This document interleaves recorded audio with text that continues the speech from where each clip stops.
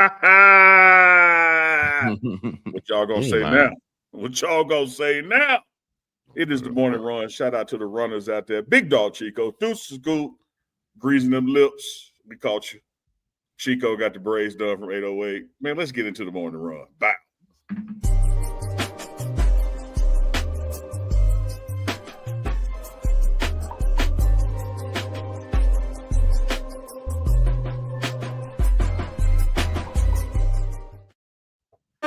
Runners, mount up.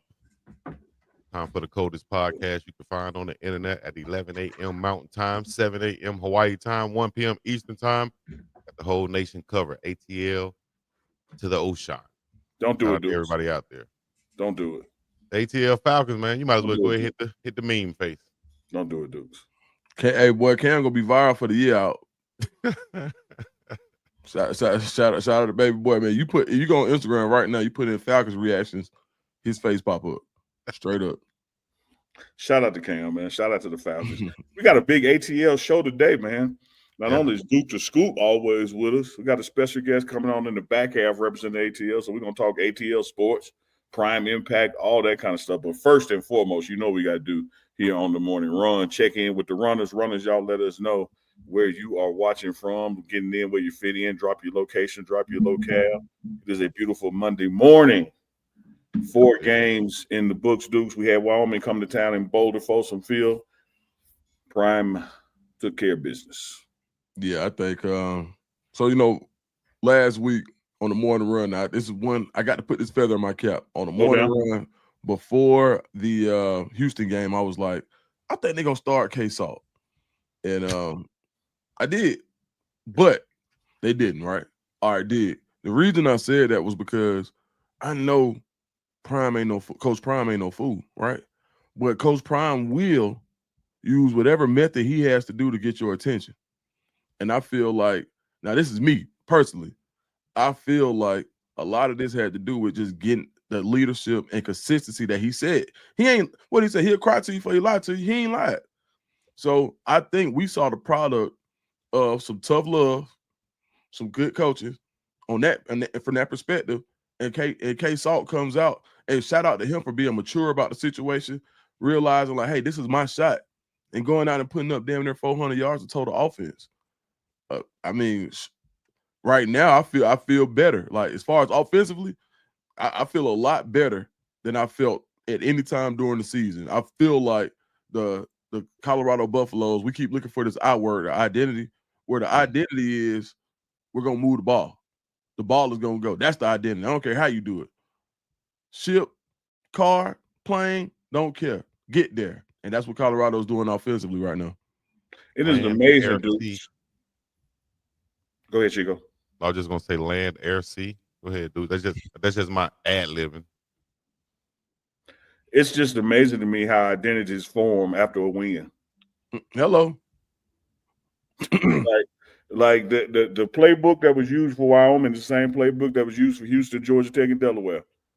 But now we got an identity because we won. And that's what we told y'all on the morning run. Identities come based on how you win. If you don't losing is your identity. If you win, winning and how you won becomes the identity. One thing that you have right now is you have an identified leader of the offense on this team, and that is Caden Salt at quarterback. And let me say this, because Deuce is exactly right. Coach Prime ain't never lied to you. He says what it's going to be in the press conference. He says what he's looking for, whether it be on his Graham team speeches or whatever platform you may get it from. But you also have to understand that when you got to Houston, because of whatever dynamics were at play, he put the best team on the field that he could put in Houston. Mm-hmm. Sometimes people don't play because they're injured. Sometimes people don't play because they're not playing right. Sometimes people don't play because they're not tough, smart, fast, and disciplined character. Like he tells you the recipe of how he runs his organizations, and people just choose whether to believe it or not because they think like ain't no way somebody being dishonest, so it must be a lie here somewhere. Like no, he literally told you what's going to happen or what has to happen. And I think what you saw on Saturday night, Dukes, interested to get Chico's perspective as he so excellently called the game live. I was able to check in with him halftime. I think what you saw Colorado do offensively they can do against anybody that's left on the schedule. This was not because of who they were playing against. This is not something that Wyoming allowed. This is something that Colorado manifested. This is their identity. This is what they're going to do. You have a quarterback that can pass. Look at that pass right down the middle, over 50 yards in the air to hit JoJo right in the middle of his chest between two defenders in the end zone. Look at that pass to found Omarion like at the back of the end zone. Look at down the sideline to Sincere Brown again. It's like, then look what happened when the play broke down, what he can do with his legs. That wasn't because of Wyoming. That could be BYU, Utah, TCU. Just check the box. So now that you know what you have and seeing what he can do, now the only goal is to keep doing it. Don't run from who you are. What did the Queen yell to Black Panther when he was about to get whooped? Remember who you are. Shit. That's all it takes, Dukes. Hey man, remember who you are. And I think Dukes, when you getting down, when things ain't going your way, you just gotta remember you Dukes to school. Man, and before Dukes to Scoop, P. Dukes from Janice Drive. Okay. Hello, remember P. who Dukes. you are. Yeah, absolutely. Philip. Him. Yeah, be him. Yeah. That's what got you here. Right. And Absolutely. that's what Salter had to remember. It's like, okay, so he played at Liberty, did his thing, came here via the portal because he was desired here.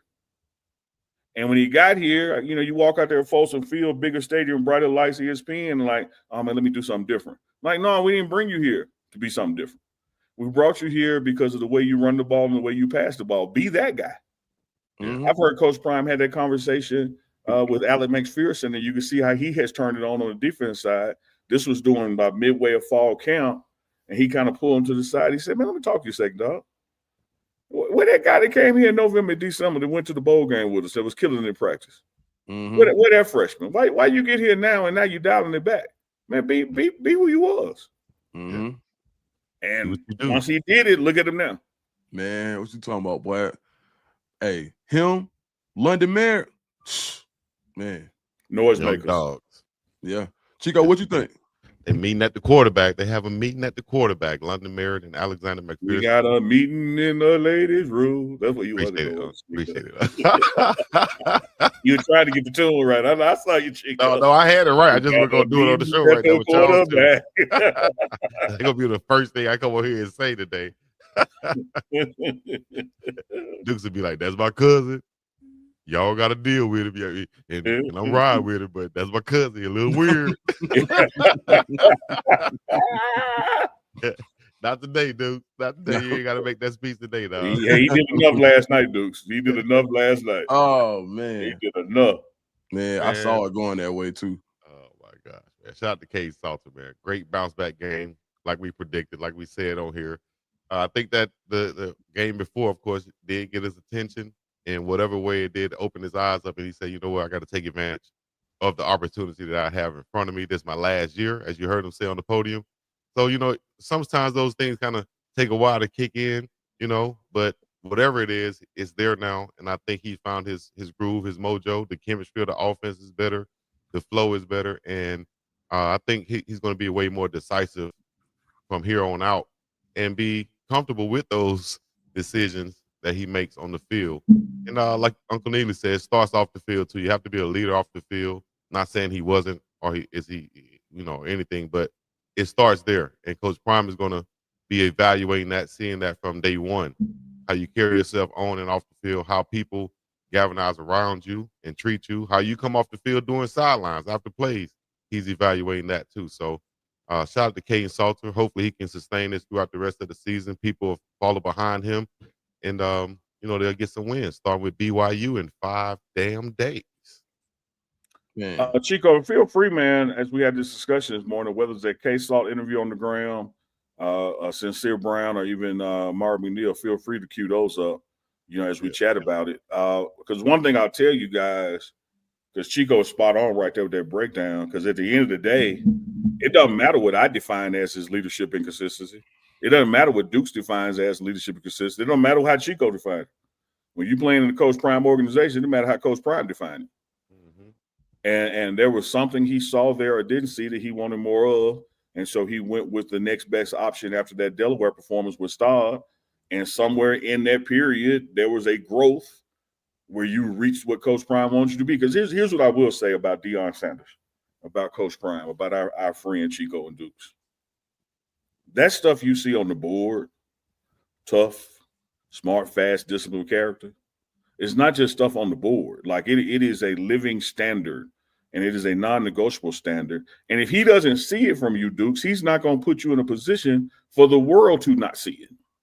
Man. Like if Chico is having a couple days and he ain't behaving smart, he's not going to let the world see you as not being smart. Like you have to hit all those boxes for him to put you on that platform, under that spotlight out there on that field. And if one of them is missing, because what our goal is here? Yeah, we got goals to win the Big 12 championships. I get that. We got goals of getting guys in the NFL. I get that. We got goals of winning more games than any other coaches want. I get all that. But the other goal is all this, man. You got to develop men.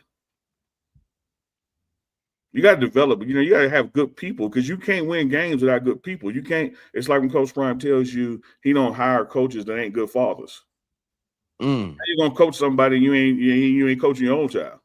So there's certain aspects and characteristics outside of being able to pass or run a ball or catch a ball or punt a ball. He has to see before he's gonna put you on the spotlight of that prime umbrella, and that's just the way it works. And I think what you have seen in Salt and embracing it and accepted it and rising to it, ain't no fallback down. Like this the new floor. Right. And I just thought about something when you just said that. How you gonna be coaching somebody else if you're not coaching your own kids? Just imagine you have volunteer coaches for the Little League, right? Imagine a coach out there volunteering, coaching all the other kids up, and then his son walks up, with the mom like, "Daddy, like, man, that'd be crazy. You out here volunteering time, and you're not." All right. Anyways, yeah. Once again, 37-20 victory at Folsom Field. We're gonna go to boots on the ground right quick, and I ain't talking about no song. I'm talking about Uncle Damn Neely on the ground during the game and the walk and talk with Coach Prime right here on the morning run. The word was accountability. It looked like the passing game is there on that. Cool, yeah. At the end of the half, that was bad football. We got to do better than that. At least trying to get the thought process was trying to get across the 50 to give Buck an opportunity to kick a field goal. But it didn't go that way. But defensively, we can't have that many pass interference. We can't have that many plays that's detrimental to the team. Absolutely. Other than that big run, we held them to 0 rushing yards for most of the half. Yeah, but other than that, we don't want to start a sentence off with other than that. 9-0 when we scored.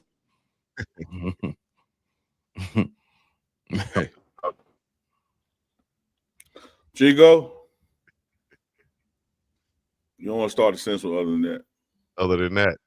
Because that mean a deficiency to have somewhere. It's like you tell your lady, hey, other than that, I've been a good boy for you. Or we just talked about coaches who ain't good for. Other than that, I've been a good daddy. Yeah. Like other than that, don't cut it with Coach Prime. Like the standard is the standard, and he don't care. Because I'm telling you, Chico, Dukes, I'm looking at the clock, I'm looking at my stat sheet. There's about 4 minutes left in the half. And because, sacks, tackles for loss deduct from the rushing yards, them cats had 0 rushing yards. And then they broke a 52-yarder, down the middle. And Coach Prime talks about not giving them nothing deep or cheap, and we gave up something cheap there. And then they picked up a couple more. So you got to halftime, and they had about 62 yards rushing. And so what I was trying to say was like, look here, dog. Like they really had 0. Like, no, they really got 62. Hello. Ain't no other than that. Yeah. Nah, when it happens, it happens. I had 2 bands last night before I bet $1,000. If I wouldn't have bet this 1,000, other than that $1,000 bad bet, I got $2,000. But when it comes time to pay these bills, they don't care nothing about it. You feel me? So now I get what Coach saying, and I appreciate that for sure. Chico, why you put Brooklyn Driver copies up there real quick like that? Chico, you muted. Sometimes I be clicking on things, man, and it just be. Now you gonna go ahead and leave it up there now. I mean, Brooklyn Driver said, other than that, the pipe game good. I mean, you're gonna try to put there and take it down real quick. It takes Uncle Neely to be the one to repeat it, though. You gonna put it up there and shake your head, like put it up there as an endorsement, like you done already done it. Well, I'm definitely gonna endorse our quarterback as we talked about him earlier, K Salt. I'm gonna go to him now in the walk and talk with Uncle Neely. Uncle Neely getting active, boy. Ain't a man. Yeah. My partner. Need that sound, Chico. Okay. It's Salt. So how that Good feel? job, Oos. Felt amazing, just being able to bounce back, Went through adversity and I came back and bounced back. Had to come back and show everybody what I was about. Play harder. I'm gonna keep going, keep moving forward. Looked like when it was time to run, you didn't mind running. When it was time to throw, you didn't mind throwing. Oh yeah, most definitely. That's my natural talent, and I've been lacking at it. And now I'm back. Just gotta keep on going, keep on trusting the process, and keep on doing what I can do at the highest level. Great game, bro. Way to bounce back. Appreciate it. Okay. Way to go, man. Way to stay even keel too. You know what I mean? Not getting too high, not getting too low. Three things I love about that clip. Two things I love about that clip. One is obvious. I just love Salter being salted there. So that's the one. But two things I love about that clip, Chico. You had a defensive line coach, and you saw a little blur in there because I had to edit out some language. You had a defensive line coach come up to the quarterback and say, man, way to bounce back. Thank you for leading us. We appreciate you leading us. And there was a couple of F-bombs in there. So, but like that speaks volumes. Then the other thing speaks volumes, man. Did you see them three brothers on that microphone? Oh yeah, I did. Yeah. Yeah, Nice looking brothers. Yeah. Don't let that get past you now. Hello? Good little touch right there. Appreciate that. Yeah, man. And on the PN too now. Hello. Yeah. On the PN. Yeah. Don't play with them. Big sincere. On the PN. Y'all. Let's go to Sincere Brown, man, from the 843 Charles in South Carolina. Stand up, Geechee in the building. How'd it feel? It feel great, man. I always feel good to have a win at home. I always feel good to protect your house at all costs and, come out with the win. Was that another one you were looking for with your number down that you knew was coming to you? I don't necessarily expect nothing. I just try to go out here. I just want to be able to, make my blocks, and I just want the offense to score. That's all I think about every time we out there. I don't try to think about no individual accolades. I just want to be able to score. What's the offense going to take away from this one with BYU next week? I feel like we got our confidence back up. We back to where we need to be. And, our quarterback played phenomenal today. And I think from here on moving on out, we're going to do what we got to do. You heard me? We'll definitely do what we got to do. Hey, dog, let me tell you something. Y'all heard Coach Carl Reed on here. He'll be back on next Monday about getting the ball 85% of the time. The ball got to go to your best two guys out there. Man, this dude, arguably 6'5". You can say 6'4". I say 6'5", 4.3 speed. Man, just run, man. Yeah, dog. Yeah, just so, run. Once he got his hand, I might not be able to come to you every time, but just run, and I promise you, one of them times it's going to be there, and all you got to do is just keep running. Yeah. That 68-yard touchdown pass put Colorado up 14-3 over Wyoming at the time when Salter found them on a rollout. You can literally hear him. You can hear it. That was it. Pew. We used to, hey, dudes back in West Jackson, we call that booking. Yeah, out of there. Man, that joke a booking. Man, we call it riding out. He had the ride outs. Yeah. Pew, you can hear it. I'm like, whoa, what was that? Yeah. Look, the first time I saw Sincere Brown on film, I never saw him cut out like that. So I was thinking 4'4", 6'5", I'm like, maybe 4'8", somewhere in there. Nah, bro, legit 4'3". Legit. Apologize, what I sir. love about his 4'3", his quote unquote, let's call it combine 4'3", his workout 4'3", his fourth quarter is a 4'4". Yeah, he's not really losing anything. No, he's not losing nothing. Right. No, like the worst it is the 4'4", and that's the end of the game. Yeah. And he's striding. He's striding, and he's striding. Man. It's like 1 foot and 1.5 foot down every 5 yards when he's running. Yeah, like he's just 5 yards of stride. You know what's crazy? He'd be fast if he was 5'9". Damn.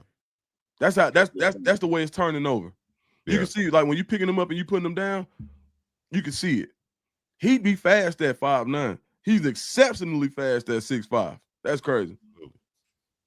But before we go to an ATL legend in the building, we're gonna go to a ATL and we have on the football team. That is Big Amari McNeil, big number 88. Unc, you want to introduce this one a little bit? Let us know what's going on right here. Yeah, man, one of my, I got 4 kids, Chico. Yeah. And just like Coach Prime, I understand. I know what he means. Different days, different weeks, you got favorites. You love them all, but you got favorites. They're one of my favorites right here, man. Me and Amari McNeil, we go back and forth because I told him I love how he a D lineman in a receiver jersey. Right. How you got the playmaker jersey and tackling the quarterback? I love it, man. Big 88. And the playmaker on the defensive side. Yes, sir. Already. My favorite receiver, Big 88. What's up, man? Name was called a lot tonight. Yeah. Just trying to make the most plays I can for my team. We ride together, and they needed me tonight, so trying to be a team player. What are some things you want to take away from this game, going back into conference play next week with BYU coming to Folsom? Just keeping that hot hand ready, getting off the ball, rushing the passer better. Just little things. I didn't play a perfect game, but just little things I could do better for running past to be a more dominant player. My man, 88. Yes, sir. Big Amari McNeil. ATL Georgia in the building.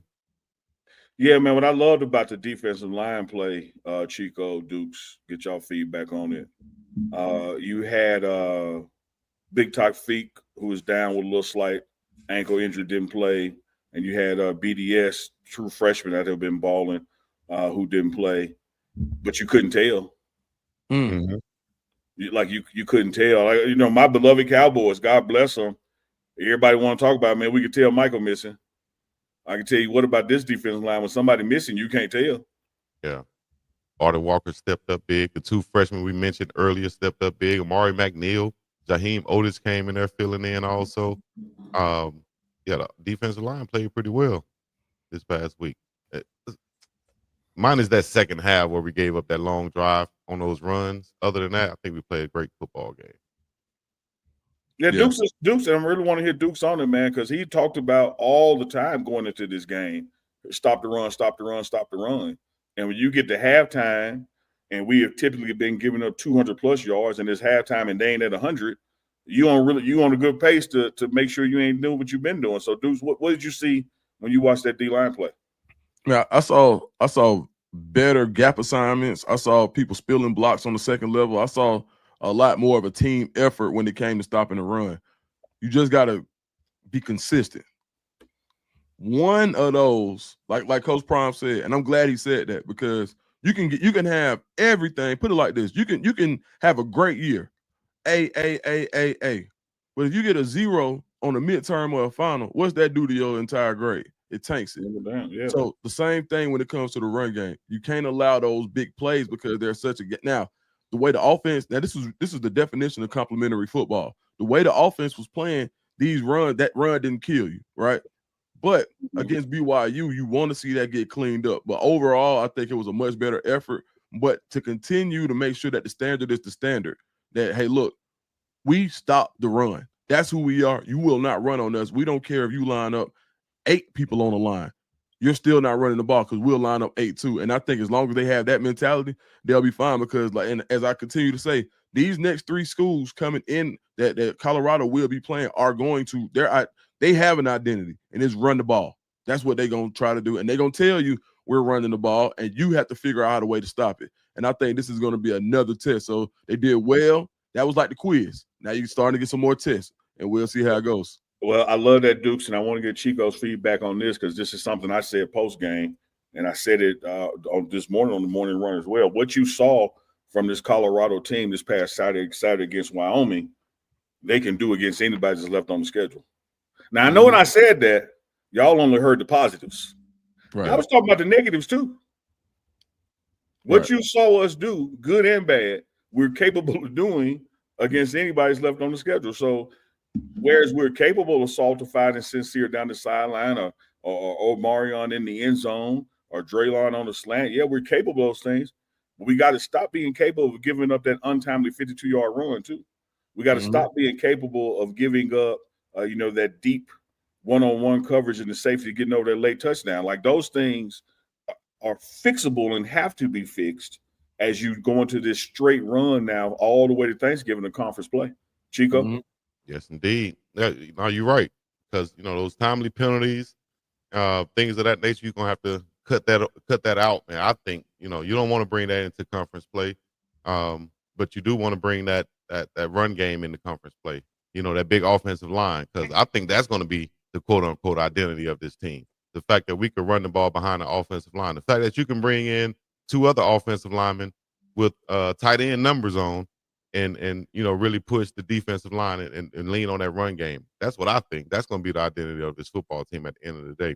With K-Salt being able to run or pass and go deep down the field, you have a bunch of deep threats at the wide receiver position, and that's what I think will be the way that we use these guys moving into conference play. We're going deep down the field. We're going to pound the ball right here in between the tackles. And I don't know if the people saw it, but there was one time, shout out to that offensive line, Chico. There was one time I saw K-Salt drop back, pull his phone out, hop on Chico live. He did. He said, "What's up?" Yeah, hold on 1 second. Threw a pass and then said, "Let me hit you back." That's how much time that O-line was giving him. On top. No, for sure. That O-line is special, man. They definitely special. It was on that crib tonight. They on it. Oh yeah, that crib tonight. Yeah. I bet the second quarter, as Coach Prime always say, he smelled some kryptonite in the air. I'm gonna tell you this, dog. It didn't take to the second quarter. Damn, for real? Man, they were blazing when Ralphie came out. It was in the air, baby. Hey, man, I messed with Folsom Field, dog. First time I smelled the Doe Dukes, I thought I was tripping. I was like, "Oh no, did I bring it with me?" Well, no, they're gonna do that. Yeah, for sure. It's out there in Denver, man. It's at the airport. Believe it. It's at the airport. It's at the airport. Like, so you get out the airport, man. The first time I went to Denver, I couldn't believe it, boy. But Indeed. it's legalized and everybody is having a good legal time. So yes, indeed. Yeah, like Coach say, it may be legal in Colorado, but at this team hotel, you better make it your best puff, your last puff, because you'll never get another one. Right. There we go. Boom. Right. He said, if you hit it at this hotel, you better hit it, because you will never hit another one. Yeah. Yeah. That's right. Talk about the coach the hotel in Denver. No, you in my room though. Yeah. Right. Yeah. Oh my gosh. Boy, I got some stories about that. Shout out to Roddy White. Roddy White told me one time, "Man, you gonna get us catch." He get you. He said, "Man, you gonna get us catch smoking in the room, in the bathroom, man." That's Well, crazy. let's bring on one for us, dude. Let's bring on the ATL legend who know about that. Good. Oh man, we got my man Blackowned C-Bone joining us, man. Platinum rapper, got plaques all over the wall. Original member of Dungeon Family and the owner of Dope Stories Clothing Line. C-Bone, what's happening? How y'all doing, man? How y'all doing? Good morning. Good morning. Good morning. Good afternoon. You better yet. Good afternoon. What up, bro? I see that College Park across your chest. I want this for Duke. That's just for Duke. I ain't got that one yet. Hold on now. I know. How y'all doing this evening? Man, we good. We good, man. My boy's very educated, man. I'm listening to y'all brothers, man. Y'all talk. Y'all know that ball talk now. No, for sure. Appreciate that, fam. Appreciate that, man. Welcome to the morning run. Yeah, we love having the ATLians on because we do a lot of views in Atlanta area, Georgia. Deuce Scoop holding it down for us. Tell the folks what you've been up to lately, man. We've been seeing you with on the bigger podcast. We're glad to have a superhero here with us. Oh man, Blackowned C-Bone, the number one pick on your dope boy team, man. College Park, Georgia's own corporate core, algorithm Andrews. I'm just been out here, man, doing my thing. Right now, I'm in the office at 1 RPM. It's a digital distribution company, so we get all the new artists that's streaming around the world. So got a new clothing store, man, in Red Oak, actually, off Buffington Road. We opening up, should be next month. We got a lot of about 7 black-owned brands in there, so it's like a black-owned establishment in the neighborhood that do good for the community. And watching football, watching the Duke Scoop, still doing my thing, man. That's what's up. Now, Bone. So right now we got to talk about this. The Falcons, man. Oh, the Falcons. Man. Oh, the Falcons, dog. That's embarrassing. We embarrassed ourselves yesterday. Man. The Falcons go out and look like world beaters against the Vikings on Monday Night Football, or was it Monday or Sunday? Sunday. Monday night. In front of the whole world, everybody. They did it again. Hey, they fooled us. They fooled the ATLs. You got to realize, man, we got hope in the city. We need wins. Like we go to Carolina, we expected to win that game. Like we really, like the fans really thought we was gonna win that game. The bettors, even Vegas, thought we was gonna win that game. You know what I'm saying? We went there and put an egg up. That's terrible. Donut, Krispy Kreme. I don't know what's wrong with Michael Penix. Somebody on my Facebook said that the Falcons were at Onyx Charlotte. Onyx Charlotte. Damn. No telling, man. It was a bad look. Michael Penix had a bad outing, man. I don't know what that. He must have getting no sleep or something. I don't know what's wrong with Nine. I think you need to stop showering with that do-rag on. There's an article out saying he showers with a do-rag because he don't want his teammate to see what's underneath his head. I don't know if that's real or not, but I did see that. Oh, man, that's horrible if he did. If he do. But yeah, we look bad, dude. No. Bone, I gotta tell you, man. I said last night on the Uncle Chico show, my big mom, I grew up always hearing her say misery love company, but I ain't never knew what it meant. Right. I knew what it meant yesterday because after I watched my Cowboys blow what we should have won in Chicago against the Bears, then I checked the scores to see what y'all did. I said, damn, I feel good. Like the Cowboys my second team, and we look bad. They look bad too. I ain't gonna lie, they look bad. Like to who they lost to? The Bears made Caleb look like a superstar. Lost to the like a superstar again, then. Yeah.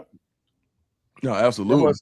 But you know, I got CeeDee Lamb on my fantasy team, and once they put him in the backfield, do that little trick play, and they mess his ankle up. I said, "Oh, we done." With Bone, he on my fantasy too. I just threw the phone down. Yeah, I had a bad outing yesterday on my fantasy. Man, but let's get back in to Blackowned C-Bone, original member of the Dungeon family. Like, how did that come about? Like, we're talking about a legendary group of artists. I mean, Outkast, Goody Mob, Future, Rico Wade, God bless him. Like, talk about what it was like growing up in the golden era of Atlanta music. Oh man, you know, it's different now. Now that I work at 1 RPM, so I can see the difference between this era of music and our era of music. Like, both of us the same, but it's like the work ethic I think is different from our era to this era. Like our era, you really had to go. It's almost like football now. Like you can't go across the middle no more. It's like you get hit there. It's a personal foul. You know what I'm saying? So it's like we just had to go in the booth and shit. We might have to do a verse 3-4 times, go home, ride with it, come back, recite it again just to make sure it was perfect. And me coming up on the Outkast, like that's all they practice was perfection. You know what I'm saying? So it was like whenever you put something down in the booth, you in the booth with Big and Dre, you got to come with your A game, because if you ain't got your A game, you ain't gonna make the track. They're gonna remove you from the track anyway until you go about your business. So man, it's different times, but I respect this era of music too as much as I respect our era as well. Hey, Bone, I gotta flip the script real quick, but it ain't a big flip. Okay. Because we're still talking Atlanta. There you go. I gotta throw some more misery on here. Oh, Louisiana Glenn, he's a Saints fan. Louisiana Glenn, let me tell you something. I told y'all Saints fans after the draft, just like Miss Seeley told Mister, until y'all do right by Shador, ain't nothing y'all even think about going to work. One time for Shador. That's right. Sorry, Bone. I had because I know the Saints y'all rival too. Look, when the Saints passed over Shador, they just tank everything this season. So speaking of quarterbacks, I've been watching y'all little quarterback carousel going on up in Colorado too. We ain't gonna talk about it though. We gonna talk about it. Let's talk about it. Let's talk about it. Yeah, you know, we ride with Juju. You know, Juju out man. That's like I got. But Salter looked real good. He looked good this past week. So, you know, he got the driver's seat again. So we gonna let him make it now. Yeah. Nah, you know, Ju a real child of the city, man. Everybody, you know, for real, like the whole Atlanta behind him. But it's good to see him to be able to be patient. Oh yeah, and, you know, no choice. Ain't no wrong with being patient though. For sure, ain't nothing wrong with being patient. Don't rush it, then you wreck the car. So that's you know what I'm saying. Don't drive fast and wreck the car. So I'd rather you go slow and do what you got to do. Mm-hmm. Man, so Bone, you was really outside when Coach Prime, like you was like when Coach Prime was in Atlanta in the mid '90s. You start like that's when you was like young and like really in the city in the coach, right? Jumping off the porch. What was it like? What was his influence like on you being in the game and seeing what Coach Prime was doing? Man, I ain't gonna lie. I can remember like it was yesterday at home watching the news when Prime first got off the plane. When he first got off the plane coming to Atlanta, Georgia with that jogging suit on, with all them chains, that Jerry curl with them shades on, right. I knew it was about to change. Like that was the first day he changed the city. Like any day from all that's a plus. That first day he walked off the plane, he changed the culture of Atlanta, and everybody know it. Everybody know it. Everybody know it. It's still his house. You know, he built the Georgia Dome. It's still his house. No, for sure. Yeah. And let me ask you this, man. You look at that prime era, what it did for the city. You had the Braves rolling as well. You had human highlight reel Dominico with the Falcons. Like, what will it take, or will it ever happen for the sports world in Atlanta to catch back up to the music world of Atlanta, and it all just be clicking? But you know, just last weekend, everybody won. We had Georgia Tech won, Georgia won, the Falcons. Everybody, we was happy. The whole city was happy. Then this week, everything just changed. You know, the Falcons win. I don't know how we're gonna. I don't know. I can't answer that. I really can't answer that question because I'm a diehard Falcons fan. RP to my dad. He had me at the Ford County Stadium, so I've been doing this since day one. I done been to every stadium we done had. I done rooted for the Falcons since I was a kid. And like it's in my blood. I'm bird gang till I die. But I don't know. I thought we was on the uprise when we got 9 and we got all the weapons we got. But yesterday it kind of like set the city back. Egg in Carolina. You know how many people drove to Carolina to go to that game and lost their money? Lost that long drive back, boy. Mad That's as a hell. long drive. Shit. Imagine they plane ride back. It should be silent. but to answer your question, I don't think the sports ever catch up with the music though. So we hold it down. We hold it down for the sports era. Let me ask this: top 5 Falcons of all time. Okay, I don't know what order I'm gonna put them in. I'm just gonna say this. I'm old school, so you gonna have to watch me. I like Billy White Shoes Johnson, Old school. William Andrews, Hello, Jesse Tuggle, the Hammer, Prime Time, Mike Vick. Mike Vick. I like that. Nice little crew right there. All right, I'm gonna really put you on the spot there, Bone. Okay, let me hit. Give me 5 Hawks. Okay. Charlie Chris, because that's my man. That's my grandson. That's my nephew's granddad, Charlie Chris. Okay. Kevin Willis. Kevin Willis, 4'2" with the elbow pad. Of course, Neat the Freak. Yeah. That's right. Spud Webb. But And my old godfather, Tree Riders. I'm gonna give him a shot. a new tree. Bone, if you would have left Tree off, I would have. No, Tree Riders. I'm gonna tell y'all the dope story. Tree Riders used to come to my little league games at Welcome Ball Park when I played for Red Oak. Tree used to come to my games and watch me play, and everybody was like, "Who is this kid?" Tree Riders coming to watch play, and it was me. So that's real. That's a real story, though. That's no lie. Believe it or not, that's the 3rd Tree Rollins reference on this show. What's the name of the city he from, Dukes? Cordell, that's right. Cordell, Georgia. Had to get it right. Watermelon capital. Man, what you talking about? Nah, and I met him. I played basketball at Hateville.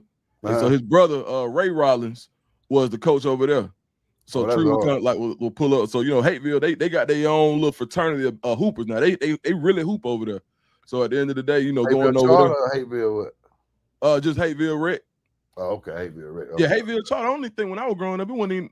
I think Hateville Charter new. They play at Let's give a shout out to Hateville Charter high school football players. Do you know where these boys practice at? Y'all probably don't know. If you go down Buffington Road in College Park, Georgia, these boys on the side of the road practicing every day, man. And these boys have brought home championship after championship and made about 20 NFL players. Yeah. Shout out to Arden Key. Arden Key came out of Hateville Charter. These boys don't have a football field. They don't have a practice facility. They don't complain. They don't do. They go get after it and they go get and win. So you got to shout out to Hateville Charter. That's off the record. No, for sure. Maybe I got to give a shout out to my man Art Key. He's been a guest on the pregame network, some other shows we do. One of the sports stations I used to work with used to rep Art, and Art, a good dude with the LSU. Hey, but let me throw you another Hawk name, man. He ain't had a longevity there, but he was a Georgia boy, man. I want to put Sharif Abdul-Rahim on there, man. That was one of my favorite Hawks, man. I like Sharif. Yeah. He had a quiet run. Yeah. It was quiet about it. It was quiet about it. But a lot of people didn't. He didn't get his flowers for what the numbers that he was putting up because of the cost of getting them. Right. See, we traded the rights to Pau Gasol for Sharif. Yeah. So it was like we got 3 to 5 years of Sharif at that level, and that could have been Pau Gasol was a 15 to 18 year guy, you know, that won championship. So yeah, y'all do you didn't think have a Pau lot of choice in Gasol that. Chico, they didn't have a lot of choice in that. You know, Big Daddy David Stern made that call. Yeah. Oh, to get I don't know. So really, he taking away he from my suffered from the fans like he was out there under scrutiny when he got drafted when we got him in. Yeah, you know, like when we got Sharif, you got to think, you know, the Wheeler run, but back then the city wasn't as together as it is now, like the metro area. So, you know, we wasn't taking in the city like how the city took the Lou Williams. Right. You know, even being in South Gwinnett, but at the time Sharif was doing his thing, we was Darion Calhoun, we was Star Z Walker, we was Jameson Brewer. That's what we was. You feel what I'm saying? We just slick to have some hoopers come out of Atlanta too now. Yeah. No, for sure. A lot let of me ask you this, Bone and Dukes. Was Dikembe not there long enough, or why Dikembe don't get that Hawks kind of love? Oh, that's a good one. No. That's a good No, one. we love I might have left him. I give him an honorary mention.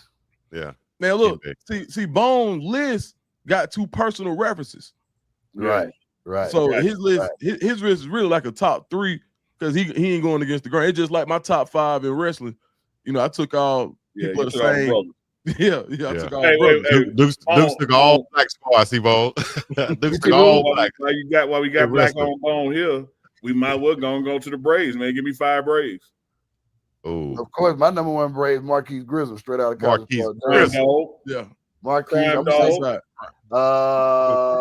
McGriff. Shout out to Pasquale Perez. He rode around 25. He couldn't find the stadium that time. That's a real Atlanta story. You got to be from Atlanta to know that story.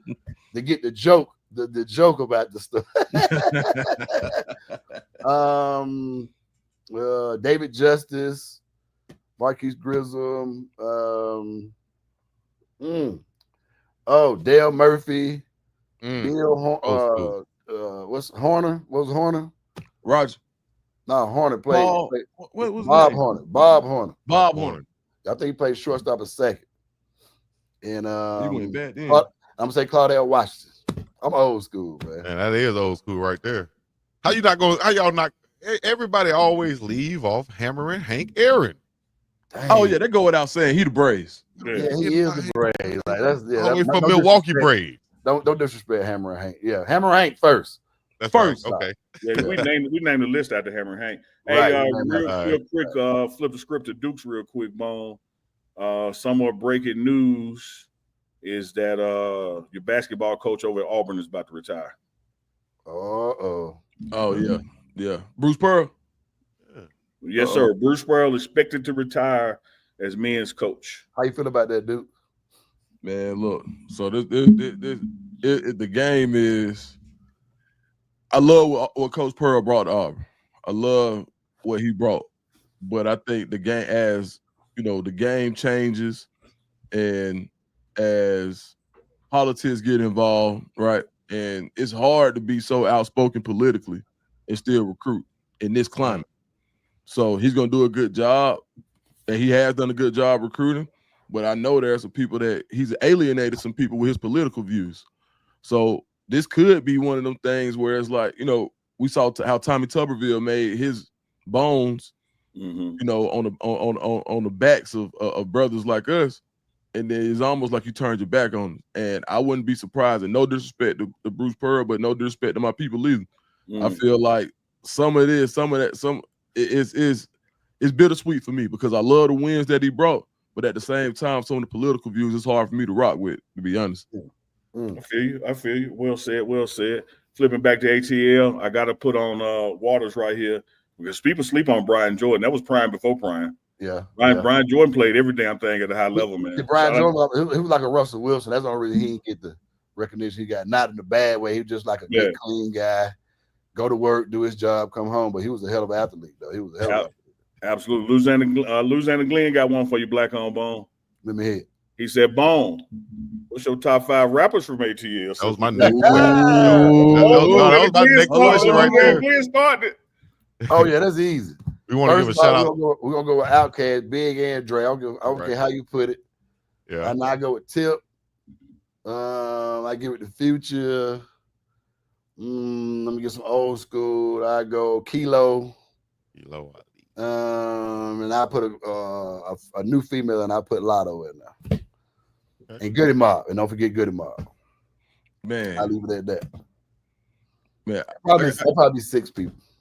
Let me ask you this: if you can't say it, being at the dungeon, what's your favorite memory of just being in the dungeon? Well, my memory started in the second dungeon. And my favorite memory of the dungeon when Rico actually called me on the phone to come over there and do a song with him. I was ecstatic, like, oh, Rico Wade called me over there. It was just me and him in the basement, down there in the basement doing a song. And it was always rumored, if you come over there and you got a weak ass verse, he gonna walk out and leave and go upstairs, right? Right. So long story short, I go out there, so I go in there and start rapping my shit, and he walks out and never come back. Hey, but you know, some real shit. After that day, it made me realize, like, you got to step your game up. You gotta. That was before I even got on gangster shit or anything like that. That means I got to get my words right, what I'm saying, delivery. You got everything. Just got to be 100.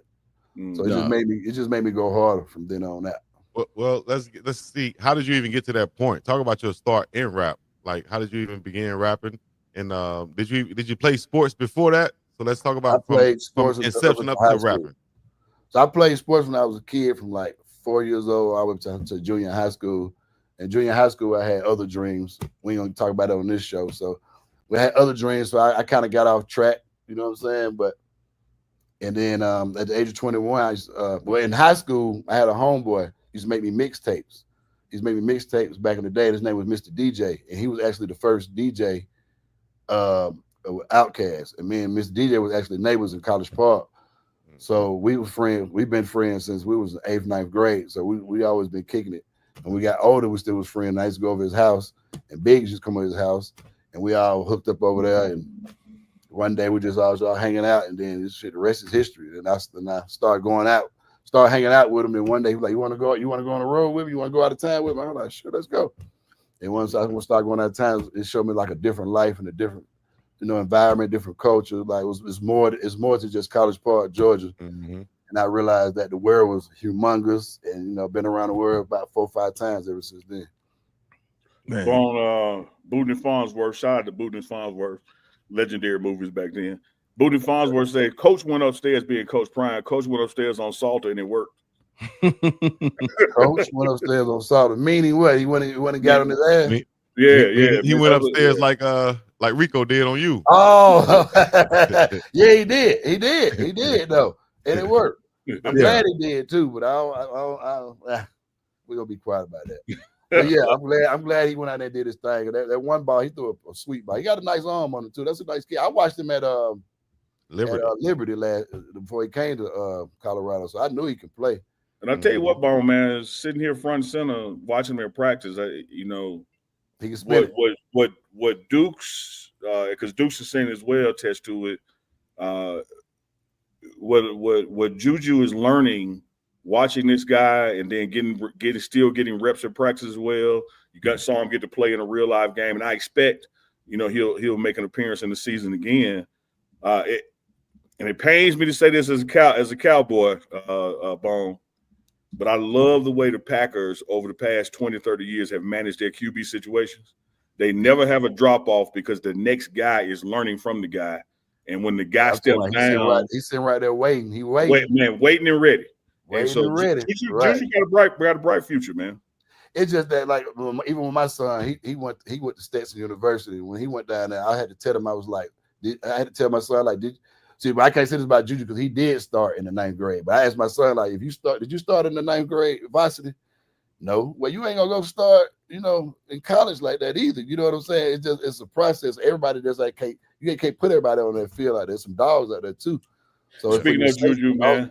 Speaking of Juju Black-Owned, hey, happy birthday to him. Today is his birthday. He finally turned 18. Been in college all year, 17 years old. Finally turned 18. Blessed, man. Shout out to my dad. I actually went to the championship game. Went out, sat out in the booth down there with his old man, met his father. So shout out TC. Yeah, shout out TC. No, for real, man. And so me being a younger guy, and just in College Park looking up to y'all, y'all the whole crew. Then being around is different. Like you'll think people one way, like, oh, they ain't gonna do this, and you're like, dang, these folks like regular people. What is it about? I would say when people look on the outside looking in, because a lot of people when they see Coach Prime, they think it's one way, and then you get around and you're like, oh, this dude, like it ain't how I look on TV. What do you think it is about the mystique of stardom that makes people like put people on a bigger level or overthink it when they get around people that they know before they meet?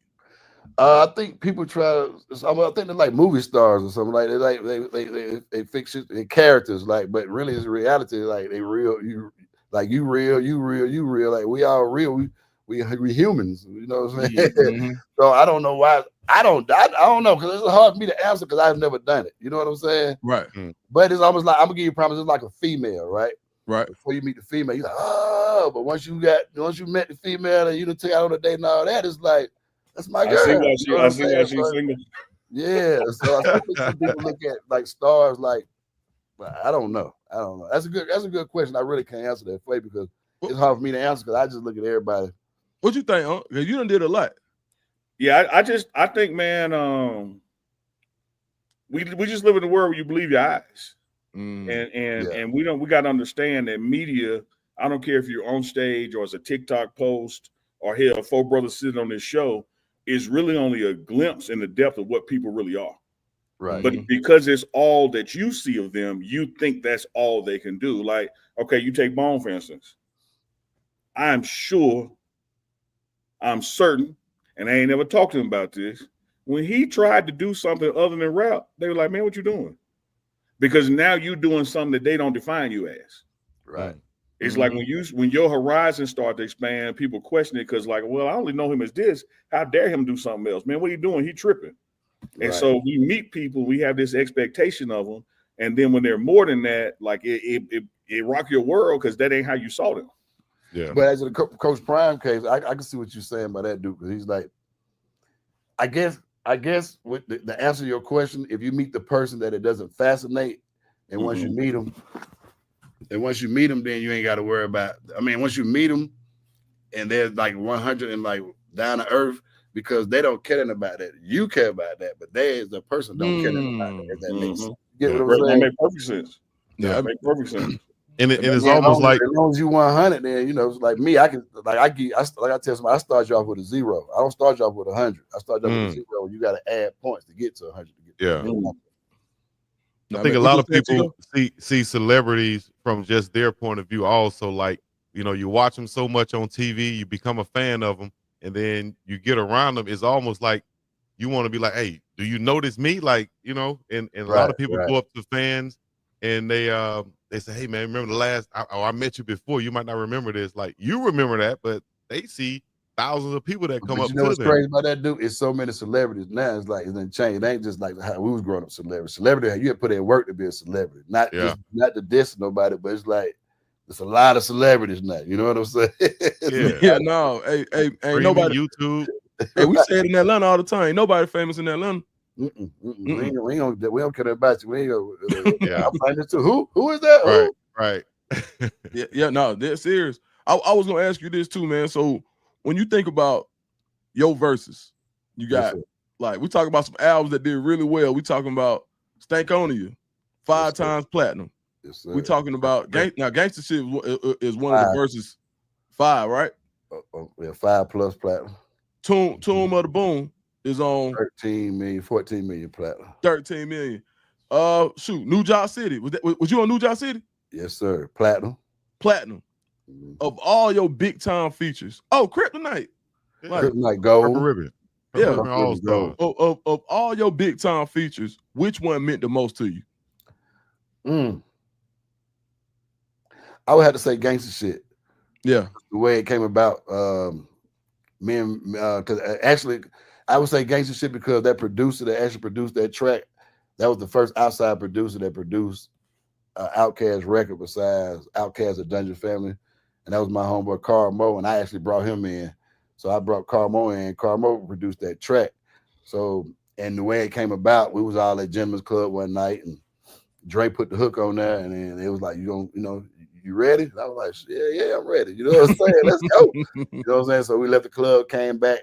Man, I swear I stayed at Stankonia and did that verse for 24 hours messing with Big Boy. He had me in like a drill sergeant. Like, all right, go back and say this word one more time. Go back and say this word. And I ain't gonna lie. It started off, I said, see us Georgia boys in the trap like to stack the dough.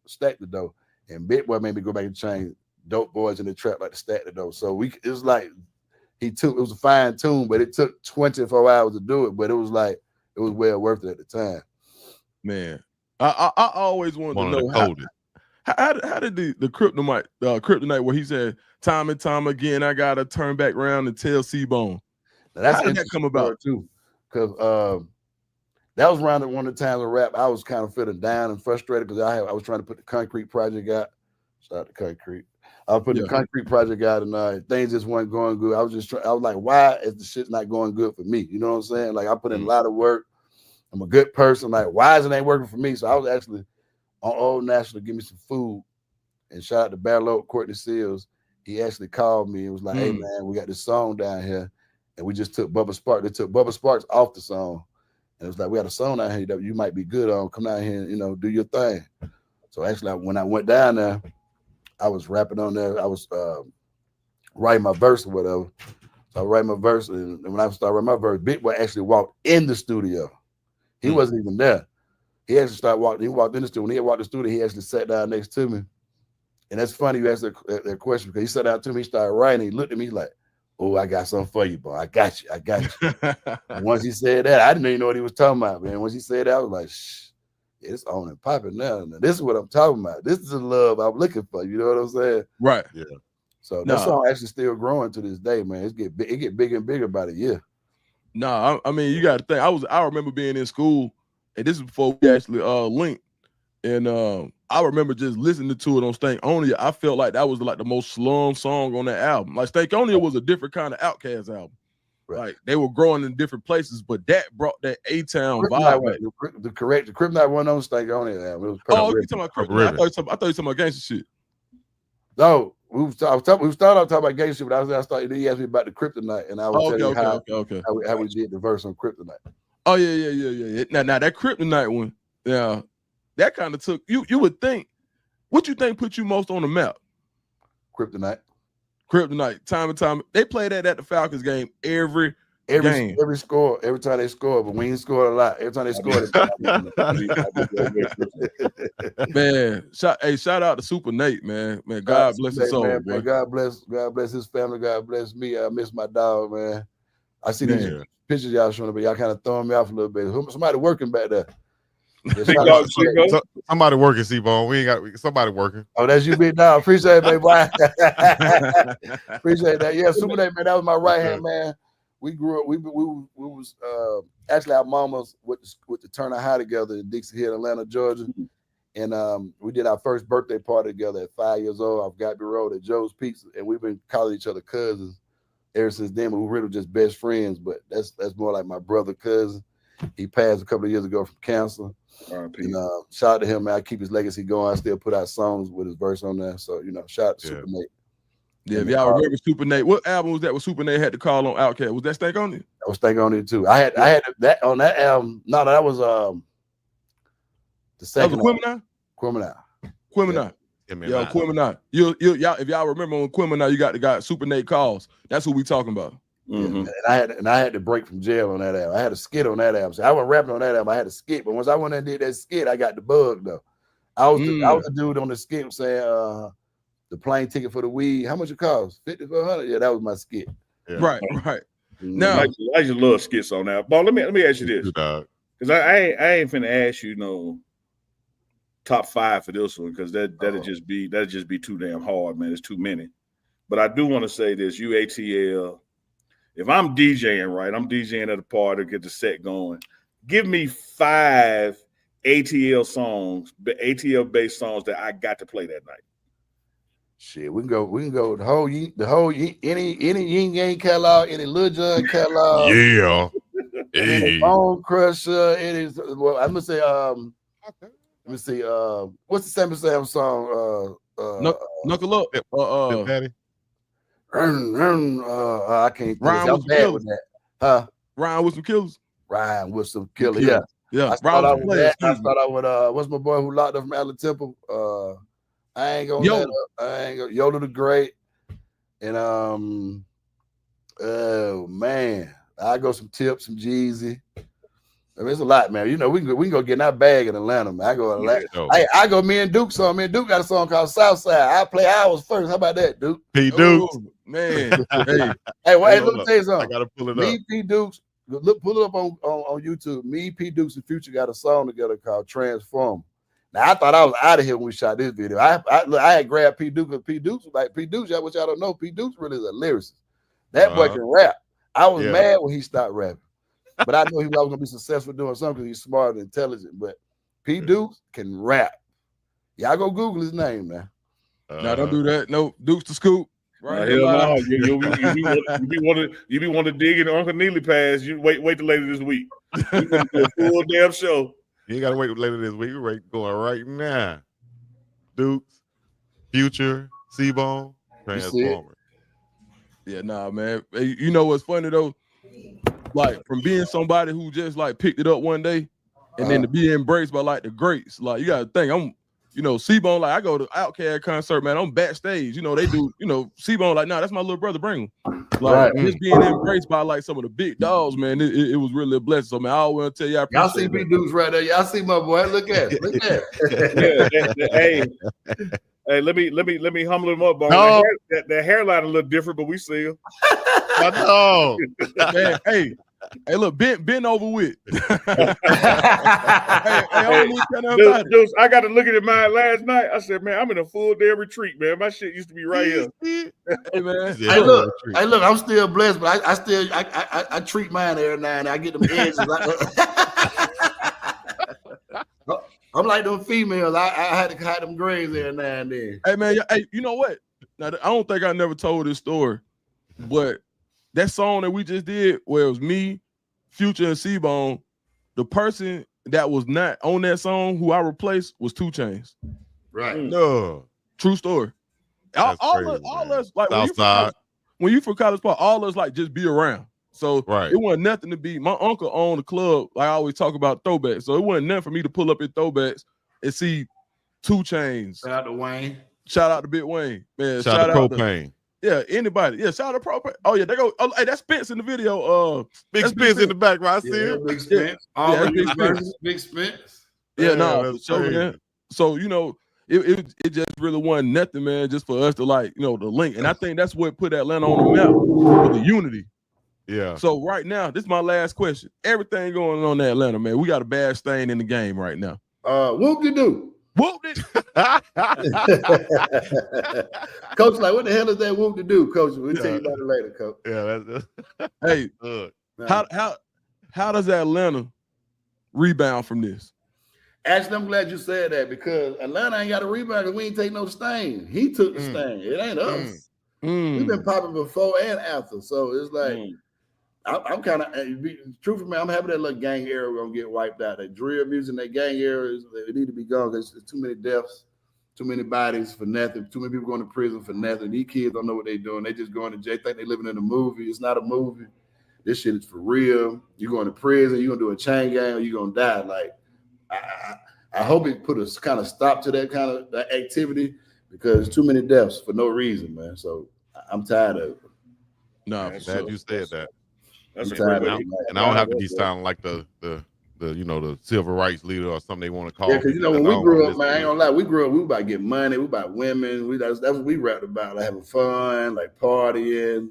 We might have said like, yeah, you come over here, we get my cousin to come knock you off. So you know what I'm saying, like that, but it's like to glorify homicide and you really don't know what you're doing. Like you really don't know, you just imitating something that you really don't know nothing about, really. You know what I'm saying?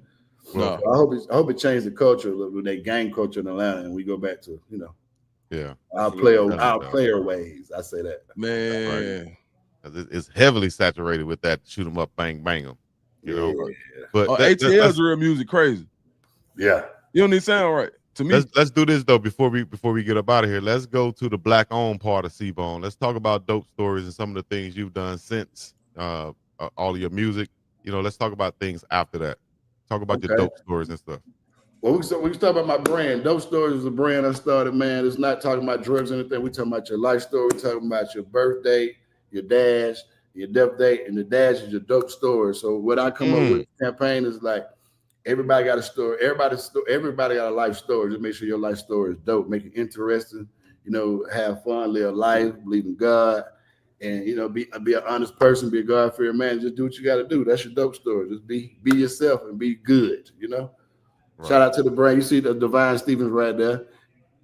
We had a store. We had a pop-up shop. It's called a pop-up shop in College Park, Georgia, where we had 7 Black-owned brands, and everybody was in there. Every individual said their own brand, their own merch, and a lot of people came down and supported the brand. So that's a blessing with the dope stores. And I also have a couple of things going on Tubi.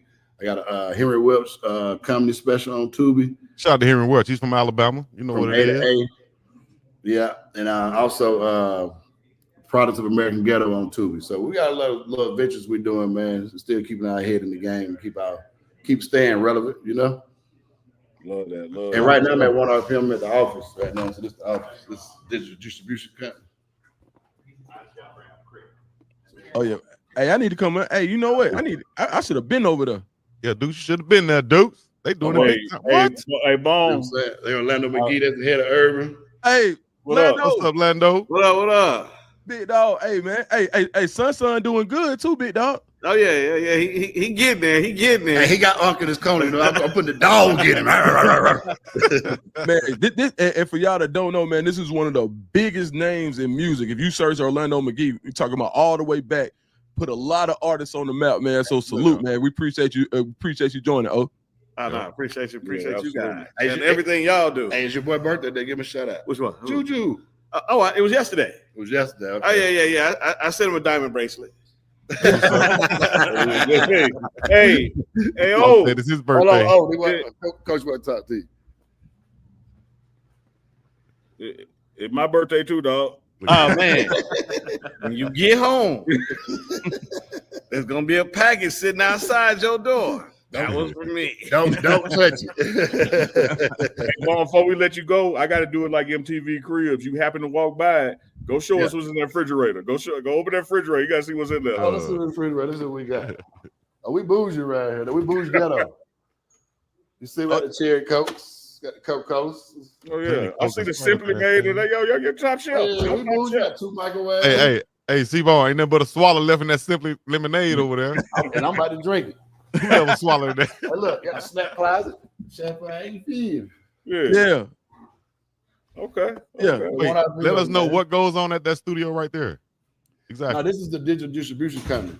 So we do all the streaming. This is the new wave how everybody distribute their music. So like when you hear people say I'm on all them platforms, we actually the company that put you on all the platforms.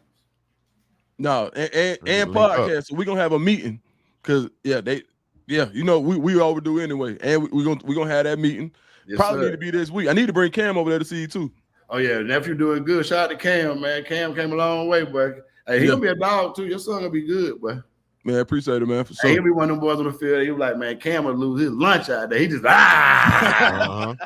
He like one of them head first. He got a concussion or not. He one of them old school players. Yeah, no, you're nut. He a nut. I tell you. Especially when his dad to tell him make a tackle or walk home. Hey, no, I just tell my son, boy, you ain't riding in the truck. You better ride in the camper. You riding in the back. Yeah. You ain't. You got a scholarship out of that. So hey, we appreciate you stopping by the morning run, man. You know the door is open for you anytime. You got projects, something you want to announce. You want to just come hang out with the brothers, man, any day you want to. I appreciate the opportunity, man. Hey, look, man, y'all can find me at Blackowned C-Bone on Instagram, Facebook, YouTube. But, you know, right now I'm corporate core algorithm Andrews at 1 RPM. So, you know what I'm saying? 10 to 4. I'm corporate core algorithm Andrews from 4 to midnight on Blackowned C-Bone. So, you know what I'm saying? Get at it, man. Or if you want to get some merchandise at mydopestores.com. For sure. For sure, man. Appreciate that, man. That's appreciate y'all, brother, man. Y'all stay educated, man. Y'all sound good on here, man. I appreciate y'all. Appreciate you. All right, bud. All right. Got to holler at him. You're doing big things over there, man. Shout out to C-Bone, the legendary ATLian in the building, dog. I'll tell you what, man. You can do a lot of shit with your mornings and early afternoons, but if you ain't fucking with the morning run, you just ain't fucking. He ain't lying.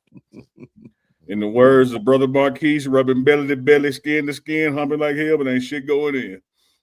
That's crazy. Hey, tomorrow morning on the morning run, Coach Brian Presser is coming. Also, player presser. So y'all know it's Tuesday how we get down, and then we will turn the corner that is, and focus on this BYU matchup that's coming to Folsom on another late night game on the East Coast. That is. So you know you're gonna be able to find Deuce the Scoop live on his channel. Also live during the game, Big Dog Chico with analysis. And we're just going to repeat this thing, man. We are in the swath now of conference play at Colorado. Every game here on out is a conference game, starting with BYU at home, Folsom Field, 8:30 p.m. kickoff. Put the dubs in the chat right now. And we got a new sponsor coming up next week, right? Yeah, well, it's supposed to be. We probably announced it tomorrow. All the graphics didn't come through, but it's starting this week. So, Kenlon, we'll drop that on you when we got the stuff for the screen. Yes, indeed. But yes, the morning run officially has a sponsor. Yeah, for sure. And if you would like to be, advertised on the show, you can too. Hit us up. And C-Bone he really was saying like, dude, come on over here. So we got some meetings for sure. Yeah, not in the ladies' room. Knock it out, dude. Yeah. You know, I'm I said we got some meetings, but they won't be in the ladies' room. Hit that dance. I didn't hit the old school dance on that song. Hit it up. At the meeting hit it up. You did it earlier. Now you don't want to do it. Now you want to be shy. You did it earlier with all that sass. We got a meeting in there. It is. Be back real soon. Chico can't help it, man. He can't help it. Scratched up socks on. He is the Ray J of TMR. The Ray J of TMR. Man. That boy Chico, man. Y'all know what it is, man. The morning my favorite cousin. TMR Live right here on the Pregame Network. Deuce the Scoop, Big Dog Chico, Uncle Niggly, shout out to C-Bone and everybody else. We gotta have Big Boy on this thing, man. Now Big will do it. We just gotta catch Big. He'll do it. Big good. He'll do it. We just got to, yeah, for sure. Well, y'all stay tuned, man. Y'all never know who we're gonna have on the show. No, you don't. Plenty more to go. We back with the morning run. Peace and liberty. Jerk off.